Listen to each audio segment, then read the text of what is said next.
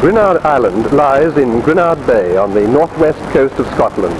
It was here in 1942 that the very first scientifically controlled BW field trials were carried out. A team had been set up at Porton in 1940 to advise the government as to how serious the threat of BW was. Part of their work was necessarily the development of practical weapons, which had finally to be tested with actual infectious agents. There were no facilities anywhere for these tests, which were, of course, much more hazardous than comparable chemical warfare trials, and so this island was picked especially for its isolation.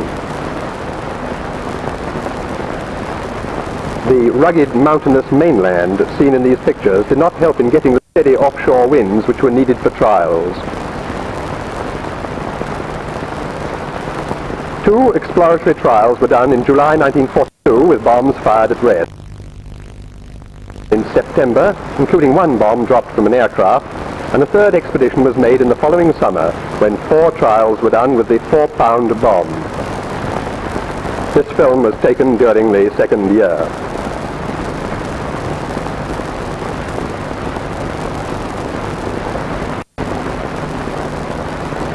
Sheep were used for the trials because they're particularly sensitive to inhaled anthrax. They were kept at the mainland camp and only transferred to the island when required for trials.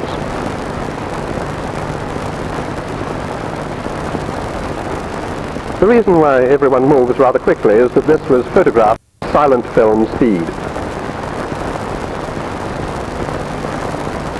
The Navy helped here by providing a motor fishing vessel, as they did also by giving a lot of other help from the Boom Defence Depot at Holt Bay on nearby Loch Ewe. The sheep were towed across in a dinghy like this, or on occasion a tank landing craft was used with success. On the island they were herded by a shepherd and his dog, keeping of course always to the uninfected clean area, and driven into a corral until wanted. This emphasizes the convenience of using small animals, which wasn't possible in these trials. The sheep being rounded up in the corral. Here they were marked before being put in the exposure crates.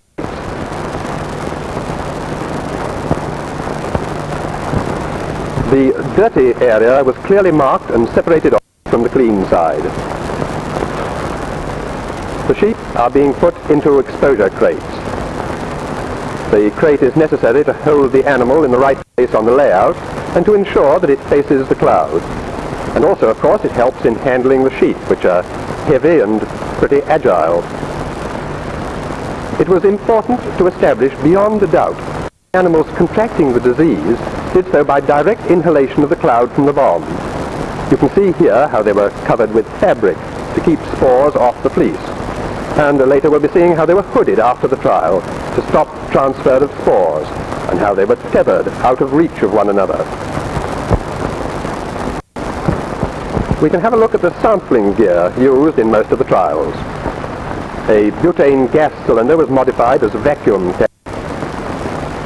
This is the device sometimes called the rat trap, a simple contraption holding an electric squib which grips the folded rubber vacuum tube until the squib is fired to start the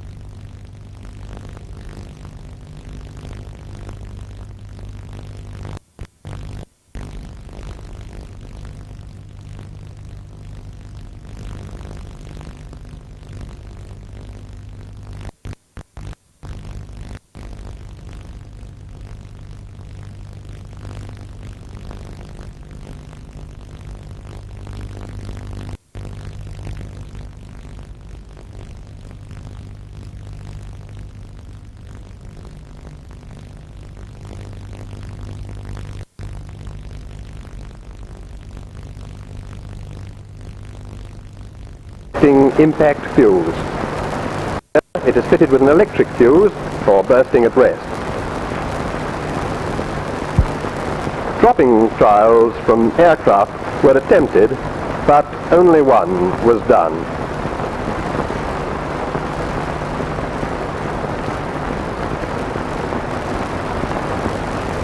It was more convenient to use the Pitman inverted mortar to fire the bomb against the ground. Here they're fitting up the mortar on the gallows. The OP is the control point for the trial. From here, an electric cable goes either to the inverted mortar or to a bomb at ground level for a static burst, and another cable to operate the line of sampling points. The men wear ordinary cloth overalls, rubber boots and gloves, a respirator with particulate filter, cloth hood to keep the hair clean and reduce risk of face piece leaks. The canister is worn on the shoulder and is covered with a cloth pre-filter.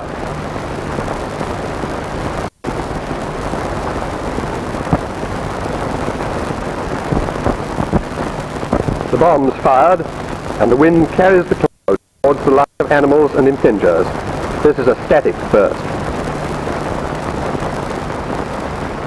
Only one trial was attempted on. The cloud has passed, the gear is packed up. The impingers are taken to a point upwind and washed out. The contents go into screw cap bottles and are taken to the mainland lab. The rest of the gear stays on the dirty side for the next trial.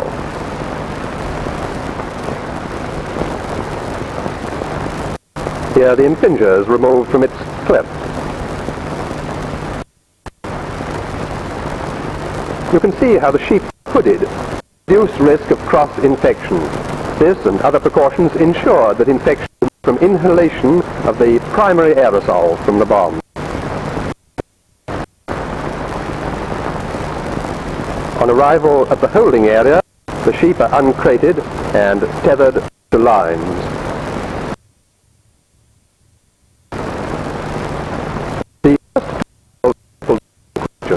They showed conclusively that bacteria could be put up as simple weapons and that the result might be much more striking than with a chemical filling. This was, of course, something that had never been demonstrated before. The later trials were mainly concerned with putting the information on a quantitative basis. A lot of tests with harmless simulant chargings had been done at Porton, so the first thing was to prove that the anthrax spores behaved like the simulant. Also, the dosage necessary to infect sheep had been measured in the lab, and it was hoped to correlate this with dosages measured in field tests. Both these objects were achieved. A setback was when a bomb dropped from the air failed to infect any sheep, but a single test elsewhere on hard sand showed that the very soft, boggy peat on Gruinard was the cause of the trouble.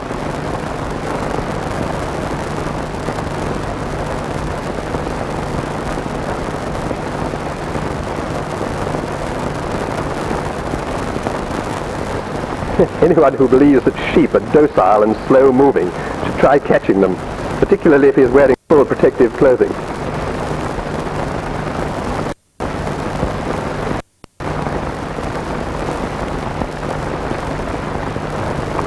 We can now see what happens during the 7-day holding period.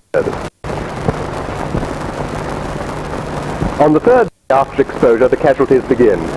Dead sheep can be seen further down the line. It is, of course, necessary to confirm that they've died of anthrax. This can be done by simply taking a blood film. Most of the animals, however, were given a more thorough. Results were very satisfactory and confirmed lab figures. On the graph of dosages, the red dots show that all cows died, except those at the extreme fringes.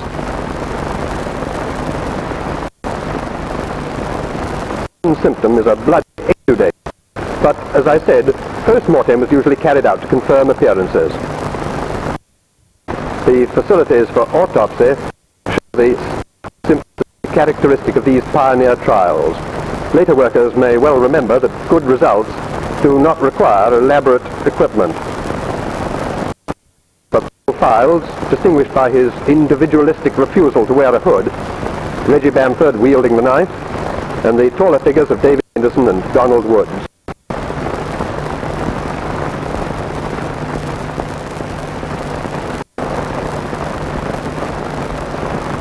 One useful feature of this operating theatre is running water. There's a little waterfall close by.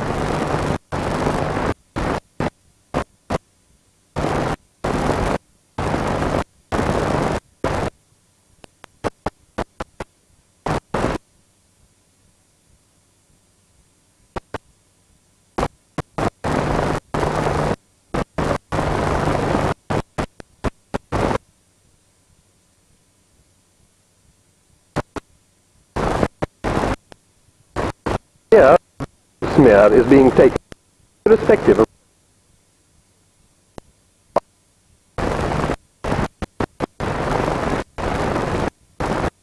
the films and lab staining examination.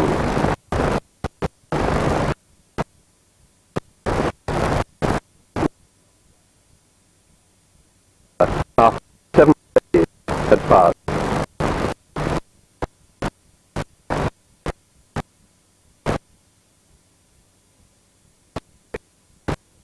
Anthrax or being killed. The incinerator used was a normal commercial destruction, dealing with several sheets now. Use the after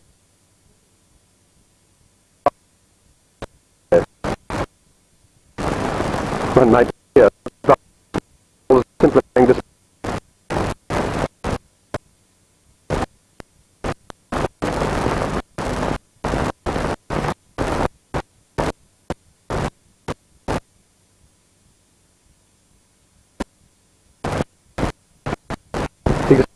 Of soil samples, layer, heavy contamination that be found 15 years after the trials.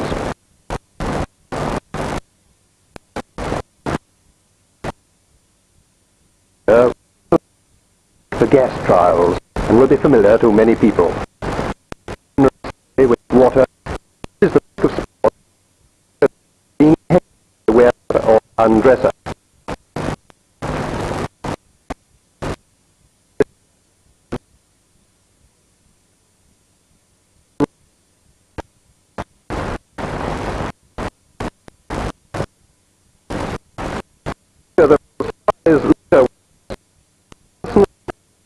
Was worn under the protective rig. After clothing, he walks to another bench to remove boots and swing over the clean air.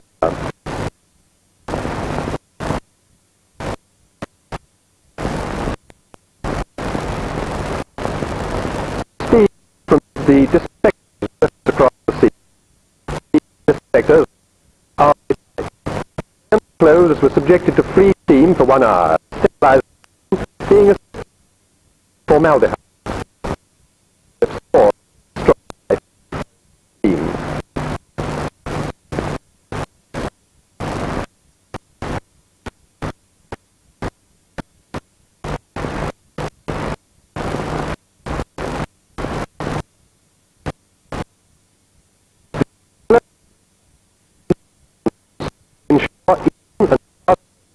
By steam. Do not wear coming to the clothing was negligible. The clothing being packed into the disinfectors.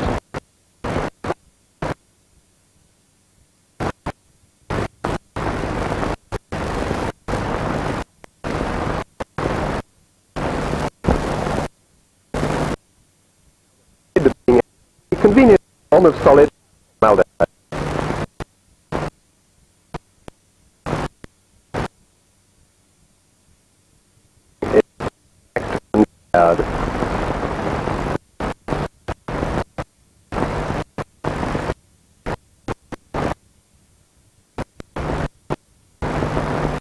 The deep exposure crate decontaminated blood bleaching in seawater. It is hydrochloric acid. Here, bleaching powder in being made up.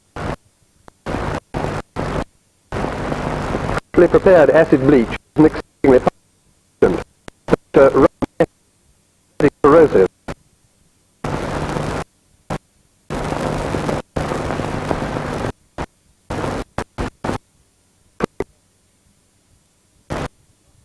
Until the mix is heated.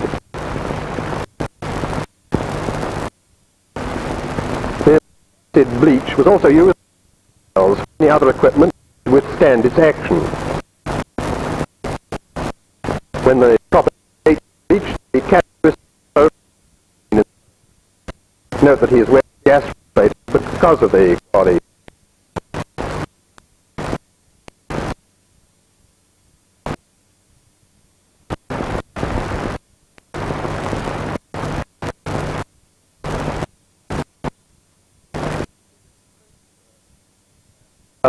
To dry. This was proved effective.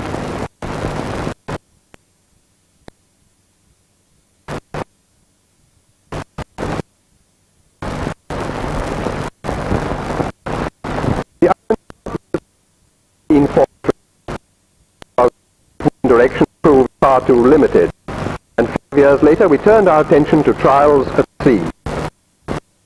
Possible to decontaminate islands.